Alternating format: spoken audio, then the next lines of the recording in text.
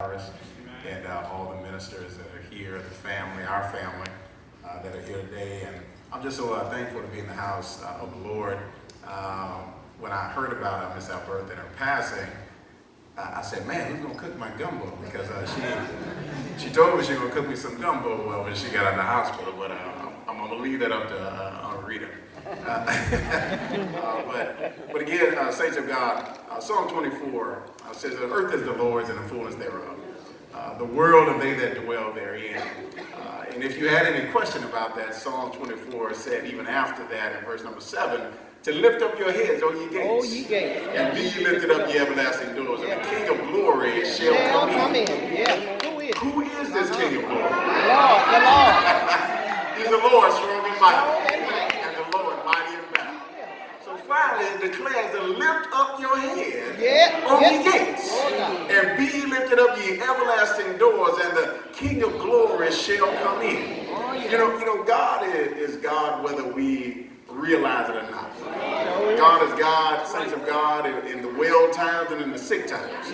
God is God when you have a mom and when you don't have a mom. God is still God whether you're rich or poor. God is still God. He is going to be God when we leave this place, when we're born, when we die. He's still going to be the same God, saints of God. And he's just so good, brothers and sisters.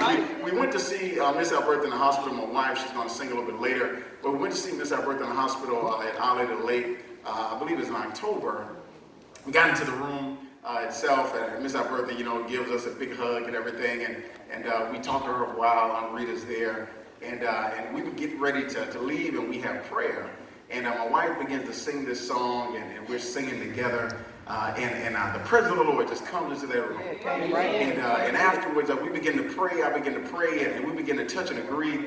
And brothers and sisters, they didn't know if Miss ALBERTA was going to come out of the hospital or not. But I thank God that the Lord touched her body. In a few days, she was released from the hospital. But you know what? Not only that, saints of God, but I thank God for the presence and the power of God that's in this house. And that was in that hospital, because, Pastor Cyrus, do you know that everybody around that room, there's 4 or 5 rooms around there, there was a man across the hall who he himself was hit by a vehicle.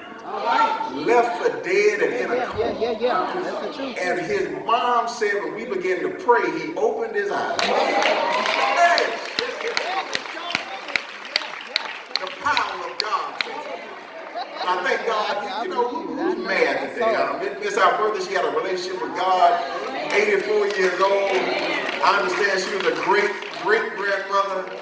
So, brothers and sisters, she left a legacy. I will say this in closing.